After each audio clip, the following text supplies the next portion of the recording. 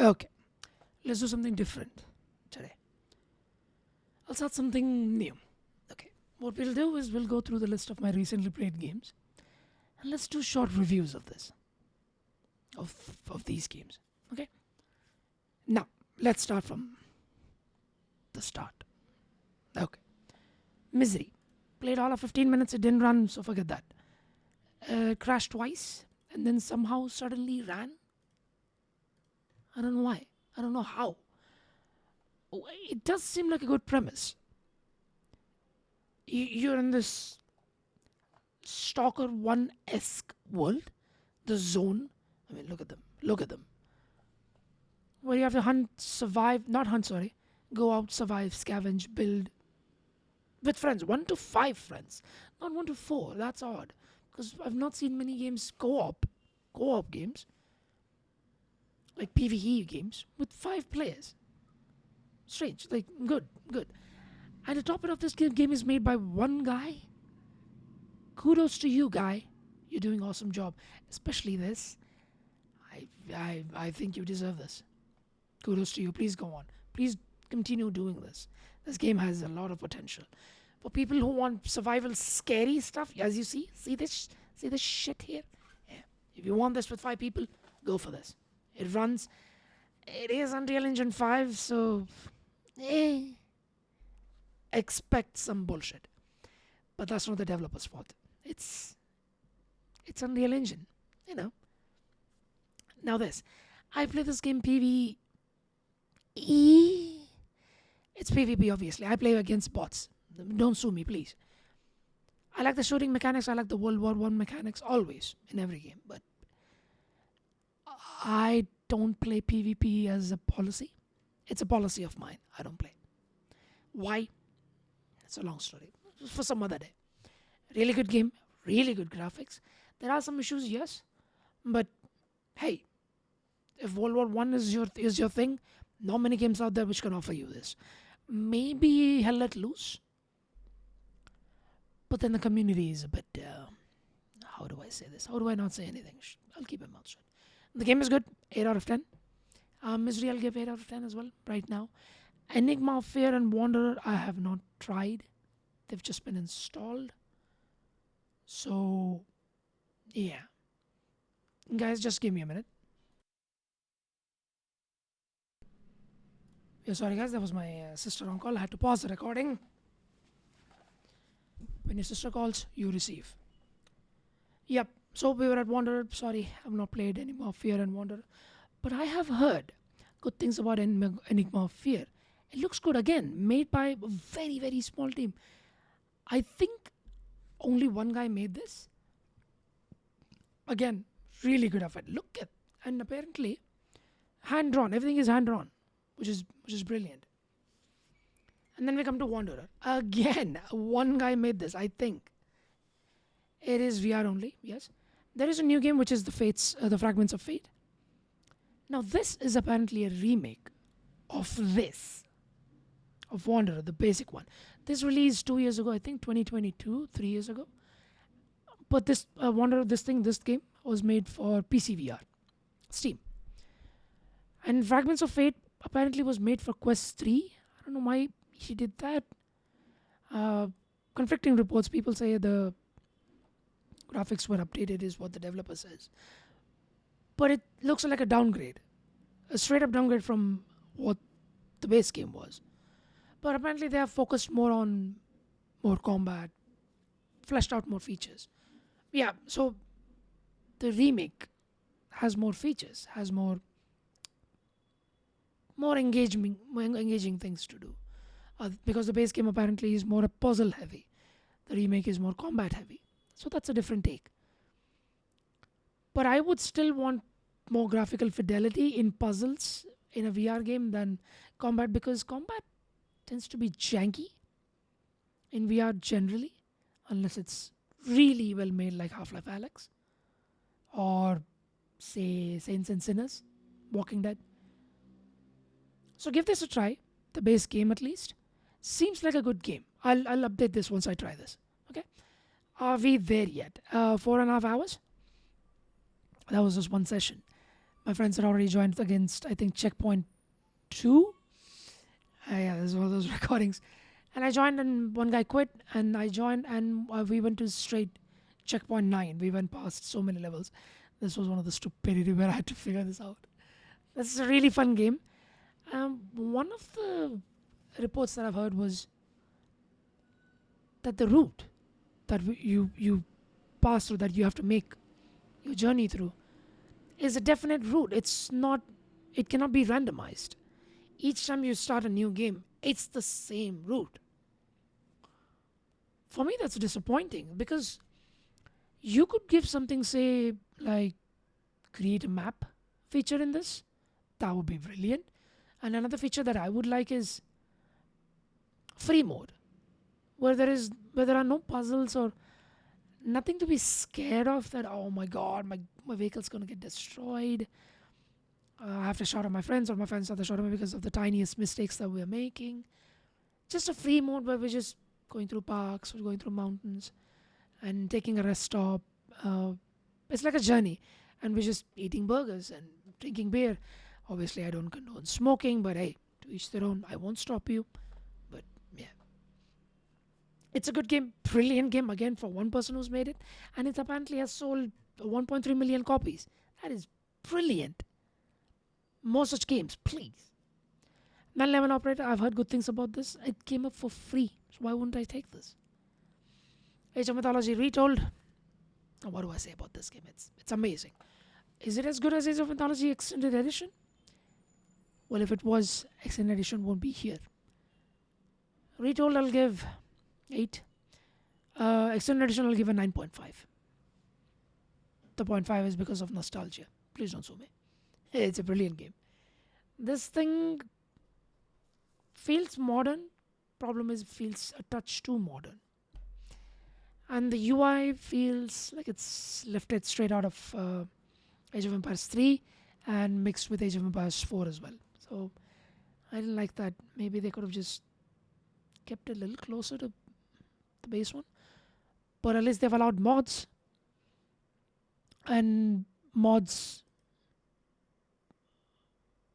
do give you a chance to do whatever you want.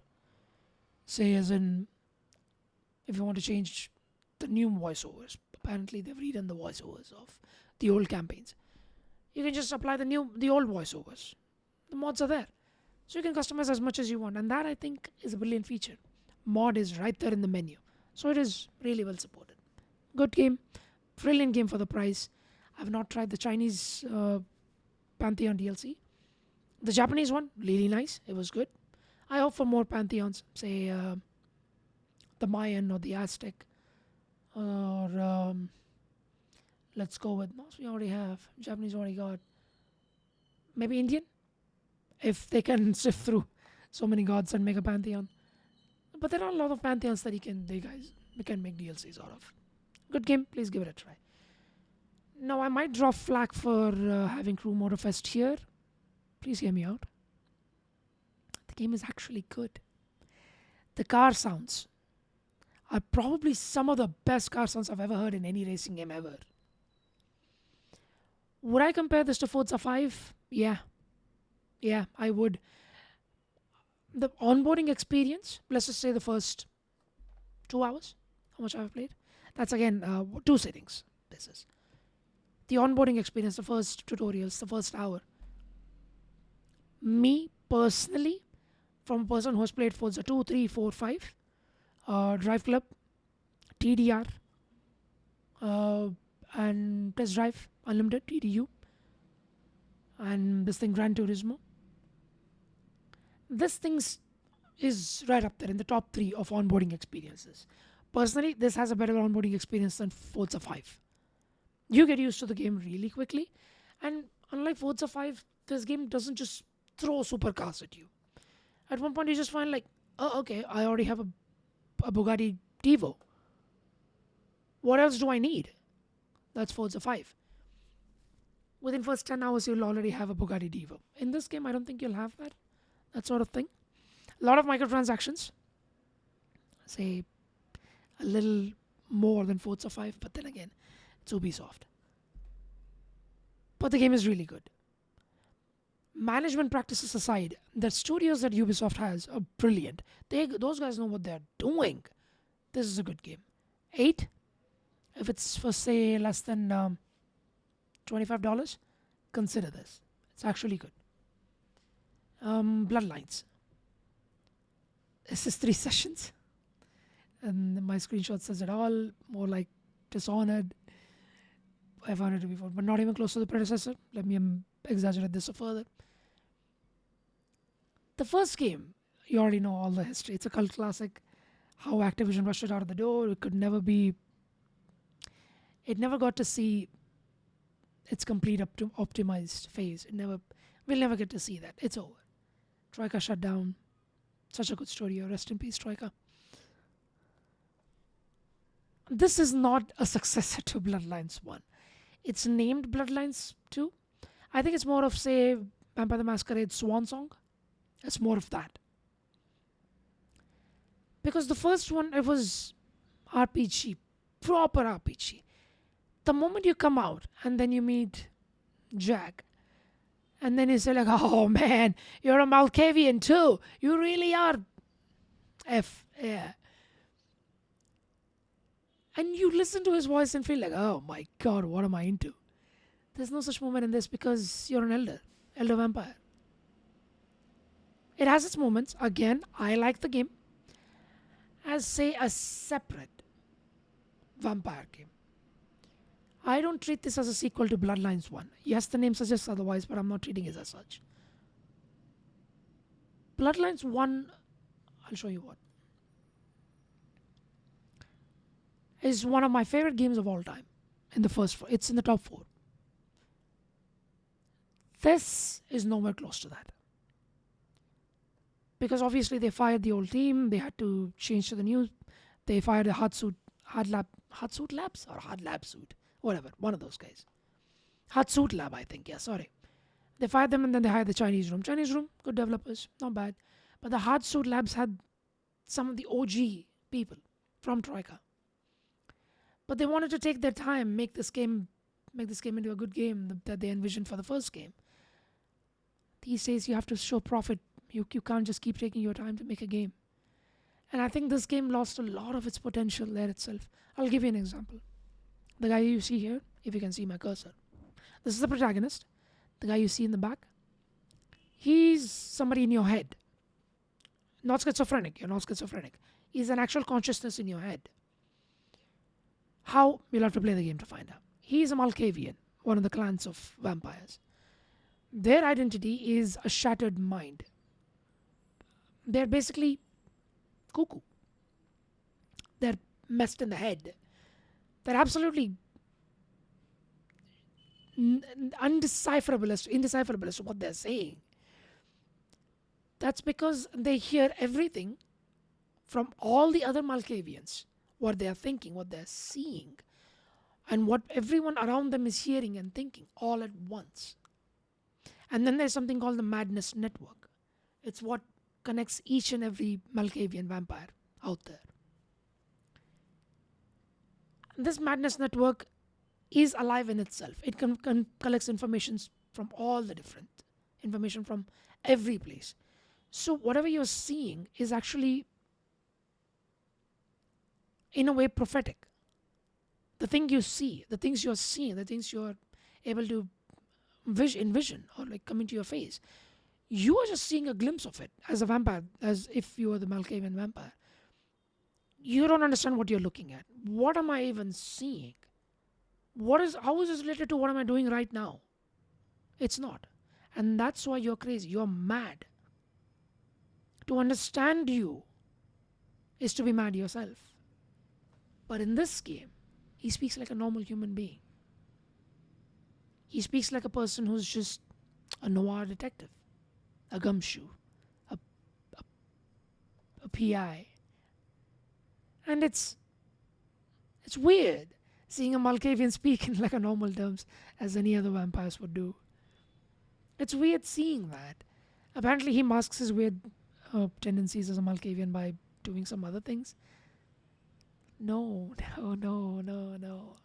not how it is. I think they skimped on writing all the Malkavian stuff. Because in the original game, they had to rewrite the entire script just for the Malkavian clan. Because the responses that you get from people, the responses that you give to them, you read the sentence, it doesn't make sense to you, and 30 hours later, it would have made sense to you. Because you would have said something which indicates the end of the game. You would have said something about a person that you have no knowledge about. But if you had understood that sentence 20 hours ago, you would know the true nature of the person that you're dealing with. It's prophetic. It's peering under the veil, beyond the veil, seeing the future. But you don't know that because you don't understand what you yourself are saying. Shattered minds. Brilliant character, but I would say this game is a 7.5. Maybe a 7. Graphics are good. Combat is simplistic. Sorry for taking too much time on this though. I was just a little bit disappointed. Price obviously doesn't justify, and just to piss off the crowd even further, I pre-ordered this game in 2019 when it was first out. For pre-order. I never pre-order games. But then this has weight. This name has weight. It has a clout. Yeah. Disappointed a little bit, but okay, it's okay. And then we come to Wilds. Okay. I'll make this the last video, last game today, because holy hell, the amount of shit that I have to talk about this. Monster Hunter World is one of the best Monster Hunter games ever made. Right after, personally for me, right after Try You, as an Ultimate 3 Ultimate, World is the best because of Iceborne. But this game, it's made for people of a newer generation, of a younger crowd, who can't spend a lot of time thinking like, okay, let's track this monster down. Let's track their habitat, what they're doing, their behavior. And then maybe let's prepare for the hunt. And then when you go to hunt them, that monster absolutely whoops your ass, gives you a reality check. And then you go back, hunt some smaller monsters, build your capabilities, build your armor, build your weapons, and then go back and try again. Get your ass whooped a little less this time. Understand the new monsters' mechanics. Understand what they're doing. Oh, there's a whole dimension to this. You can't just equip the strongest thing you have and just go fight these guys. It's not how it works. You have to use your brain. But then we come to Wilds. The game tells you where the monster is. Half the monsters are weak to fire, half the monsters are weak to water or electricity or ice. You just have these 3 weapons, elements, and you're set. In this game, the game tells you where the monster is, takes you there because you have a horse kind of thing. It's called a secret. It'll take you there. You have to fight. You hit him. He'll change locations. You hit him. He dies. And then you collect materials. Rinse and repeat. There are 3-4 monsters who are, let's say, pack leading. They're some of the best monsters that they have ever made. Capcom outdid so many monsters to create these guys. Not this guy. I hate this guy. Totally hate this guy. But he's good though. One of the monsters is Jin. Fantastic boy. What a boy. But then we come to other monsters. It's like, hey, seriously? This? In a Monster Hunter game? The combat is good. The animations are really nice. Sounds are good. The battles, some of the monster hunts are really nice. The environments are varied but small. They feel big, but they're small. You can just go from one end to the other end within, I don't know, a minute. Because you're always on a ride. In World, even if you're on a ride, it felt long. It felt big. The world felt much bigger. This game, it's too streamlined.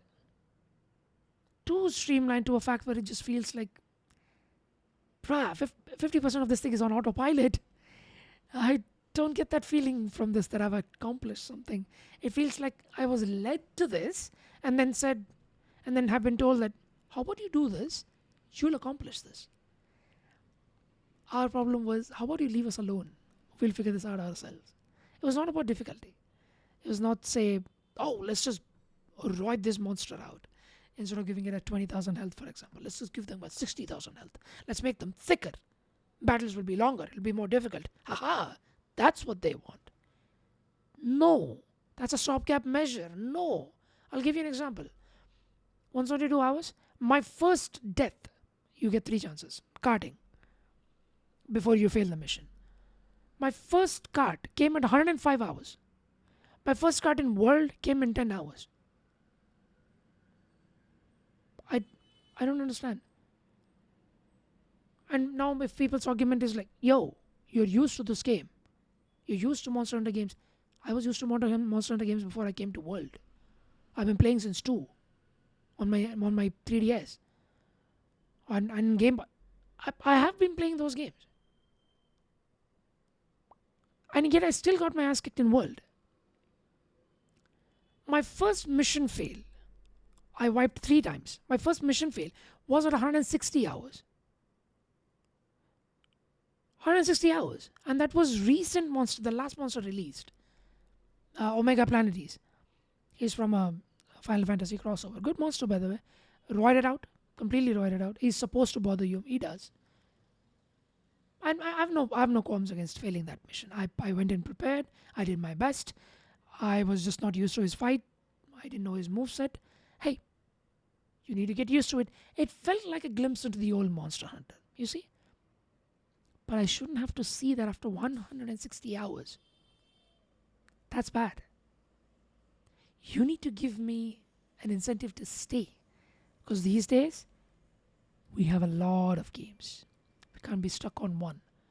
You can't be counting on things like, oh, they've played our games, they'll come back to this. No. People will just move away. And you're $70. These games are not $70. And then I come to the worst part of this. The Resident Evil engine. Someone thought the genius idea of, let's make Resident Evil 7 a corridor shooter, and then take that engine and make an open world game about flying monsters. I don't understand this. Who made this decision? Your engine is not made for this. You slowly develop that engine into something. Make a smaller game, make a transitioning game, and then make the big game. You don't just transition from, say, sugar directly to cocaine. You don't do that. There has to be a middle ground. How did you jump this? That was such a bad example, but you get my point. Just one extreme to the other extreme. How do you do this? Because of that, the game runs like ass. Ass on an asphalt. You can't run. It crashes. It stutters. FPS drops. It doesn't look good. Man, the textures look straight out of PS3. You have no business running as bad as you do. My friend has a 4080, I think. Sorry. The game runs at 70-80 FPS, everything maxed out. 70-80 FPS is good because you see it's not a competitive shooter. Good. But that's not the average. You see that it's the average, but then it falls down to 10, 20, 30, 40. The stutters are so big, it just jumps from 20 FPS to 90 FPS. Keeps jumping. There is no stability in this. I'll give you an example how. My game crashed. The game has already crashed. It said D3D error. The error message is on top. I think I somehow just managed to click the game in the background. Like in the background. I'll show you one of the screenshots. I think I've picked this one up. One of the screenshots. Where is it? Akuma wins. No. It's like one of these screenshots where the error message is right here, and the game is still running in the background. And I finished 6 to 7 hunts with an error message in the foreground. I just don't understand this. How? How does that work? No other game does this to me, except for this game. Capcom, this is my direct message to you. Please make a better game. I know you had to push this game out because you had to meet quarter calls, quarterly investment calls, shareholder calls. Yeah, you got 10 million sales on that quarter, but the next quarter you made 22,000. That's 5% of what you made in the previous one. That should tell you something. Be better. Don't do this. Capcom, you're better than this. Just for money, you do not. There is a reason why this is here. There is a reason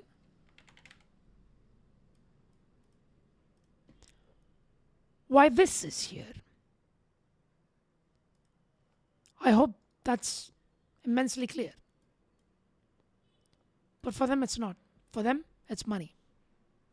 I hope you guys make better decisions. Again, I like Monster Hunter. I'll probably buy the next game. But the next game, I'll wait. I will not jump the train. I'll check. I'll wait for 2-3 months. Let them settle down. Let them patch everything up if it needs patches. If it's a perfect game from the start, stable, good monsters, you don't have to like drip feed us content so that we stay. If that's the case, brilliant, you have my attention once again. But until then, Capcom, you disappointed me as a long-term customer, as a long-term player. I'm disappointed.